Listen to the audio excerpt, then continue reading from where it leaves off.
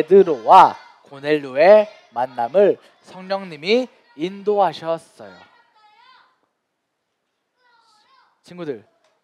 친구들은 믿음이 좋은 사람 하면 어떤 모습이 떠올라요? 믿음이 좋은 사람 하면 떠오르는 거. 성령님 떠올라요. 사람들 중에 어떤 사람이 사람이잖아요. 좋은 사람. 키가 큰 사람? 아니면 얼굴이 예쁜 사람? 아니면 공부 잘할 것 같은 사람? 하나님 믿는 사람.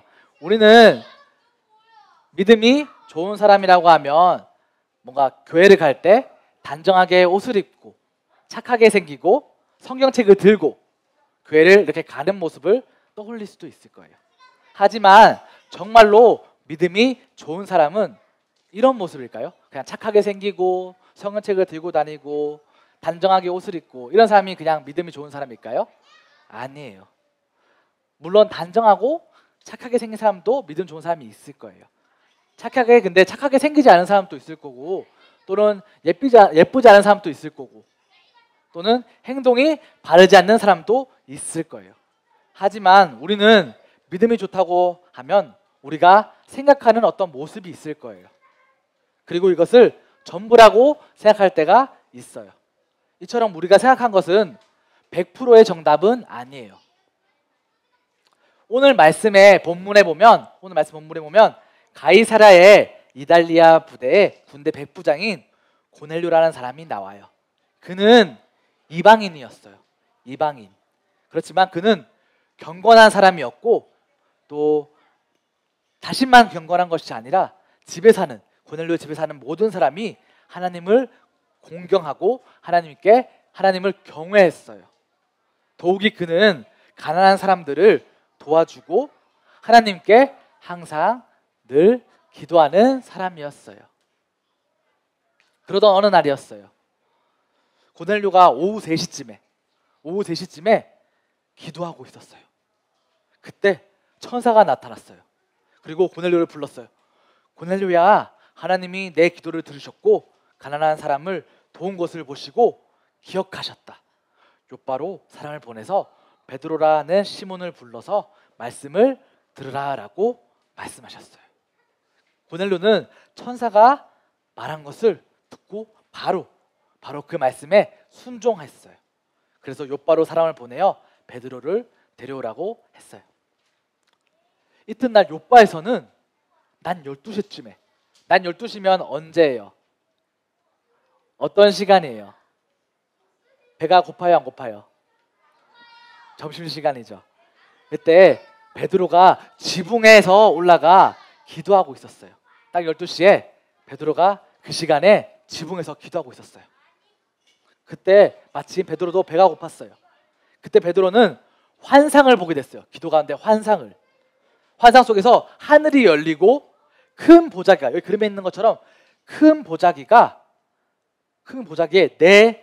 내 모퉁이가 묶여서 땅으로 내려왔어요. 보자기 안에는 각종 4발 가진 짐승과 기든 것과 공중에 나는 것들이 있었어요. 그리고 베드로에게 한 음성이 들려왔어요. 베드로야, 일어나 그것을 잡아먹으라. 베드로는 깜짝 놀라서 대답했어요. 주님, 저는 속되거나 부정한 것을 지금까지 먹은 적이 없습니다. 그래요. 보자기 안에 있는 이 짐승들은 유대 전통에 따르면 먹기에 부적합한, 먹을 수 없는 그런 부정한 짐승들이었어요. 베드로는 조상들처럼 부정한 짐승을 절대로 먹지 않았고, 심지어 정결한 짐승조차도 고기를 먹기 전에는 올바른 의식에 따라서 맞춰서 먹었어요. 그래서 이 부정한 동물들을 먹으라는 그 음성에 거절할 수밖에 없었어요. 그 음성을 거절할 수밖에 없었어요. 그러자 두 번째 음성이 또 들려왔어요.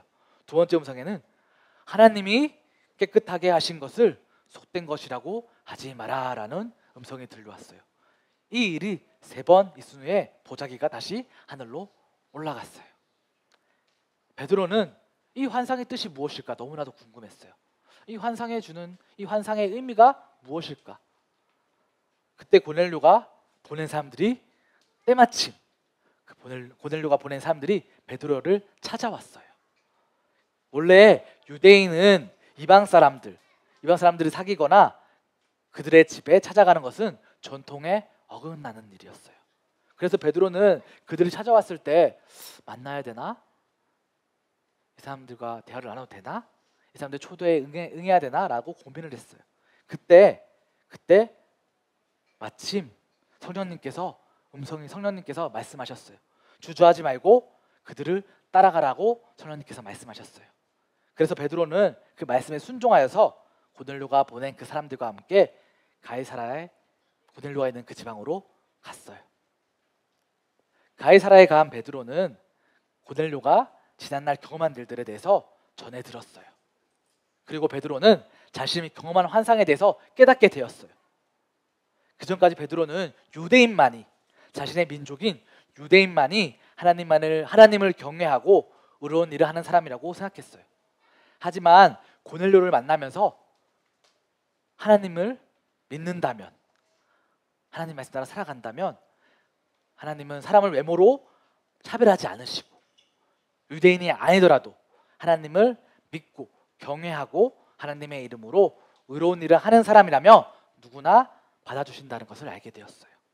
그리고 나서 베드로는 성령님의 인도하심에 따라 고넬료 집에 있는 친척과 친구에게까지 다음과 같이 말씀을 전해주었어요.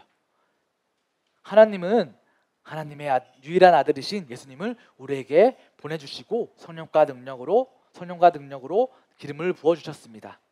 예수님은 두루 다니면서 하나님 말씀을 선포하시고 선한 일을 하셨고 귀신에 들린 사람들을 치료해 주셨고, 사람들은 그 예수님을 그렇지만 십자가에 매달려 죽였습니다. 그렇지만 3일 후에 그 예수님을 하나님께서 죽은 자 가운데서 다시 살아나게 하셨습니다. 예수님을 믿는 사람은 예수님의 이름으로 죄 용서함을 받고 구원을 받습니다라고 그들에게 말씀을 선포했어요. 이처럼 베드로는 고넬료에게 예수님의 십자가의 죽으심과 그리고 부활에 대해서 전해 주었어요. 그때 베드로가 그 말씀을 전했을 때였어요. 말씀을 듣고 있던 모든 사람 위에 성령님이 내려오셨어요. 베드로와 함께 온 할례 받은 사람들은 하나님이 선물로 주신 성령이 이방 사람들에게까지 부어지는 것을 보고 너무나도 놀랐어요. 이전까지 유대인인 자신들에게만 성령님이 임하는 줄 알았는데 이방인에게도 성령님이 임한 것을 보게 된 거예요. 더욱이 이방인들에게는 유대인과 같이 방언을 하고 하나님을 이방인들이 찬양했어요. 이 광경을 본 베드로는 다음과 같이 말했어요. 우리 친구들 사도행전 10장 47절 함께 읽어볼까요? 시작.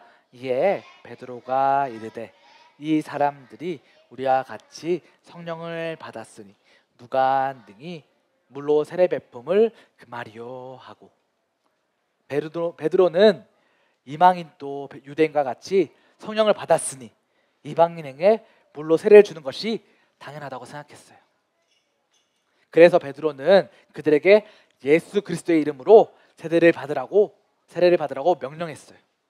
고넬료 집에 있는 모든 사람들은 다 이방인이었어요. 하지만 이들은 예수님의 그 이름을, 하나님의 말씀을, 복음을 받아들였어요. 유대인과 같이 그때 성령을 받았고 예수님을 믿는 자가 되었어요. 친구들, 베드로는 이방인들이 찾아왔을 때 어떻게 했나요? 저는 유대인이니까 그곳에 가지 않겠습니다라고 말했나요? 아니에요. 베드로는 유대인이지만 그렇게 하지 않았어요.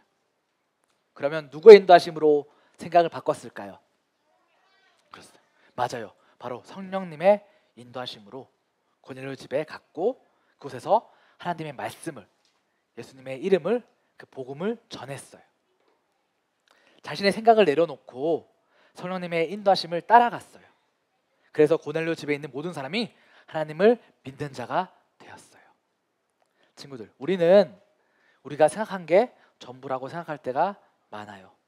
그래서 내 생각과 다르면 이상하게 보거나 또는 심지어 생각이 다른 사람과 다툴 때도, 싸울 때도 있어요. 하지만 하나님의 나라는 우리의 생각을 뛰어넘어요. 내가 생각한 것 이상으로 하나님 나라는 세워지고 전파되고 있어요. 그러면 우리가 어떠한 태도를 가져야 할까요? 바로 내 생각을 고집하지 않는 거예요. 내 생각만 옳다고 주장하지 않는 거예요. 내가 이전에 가지고 있던 생각들, 존대도 안 될 거야 라는 그 부정적인 생각들, 그 생각을 버리고 성령님께서 인도하시는 대로 성령님의 인도하심을 따라가야 해요. 그러면 베드로를 통해 이방인 고넬료에게 복음이 전해진 것처럼 지금 또 우리 친구들을 통해서, 누굴 통해서?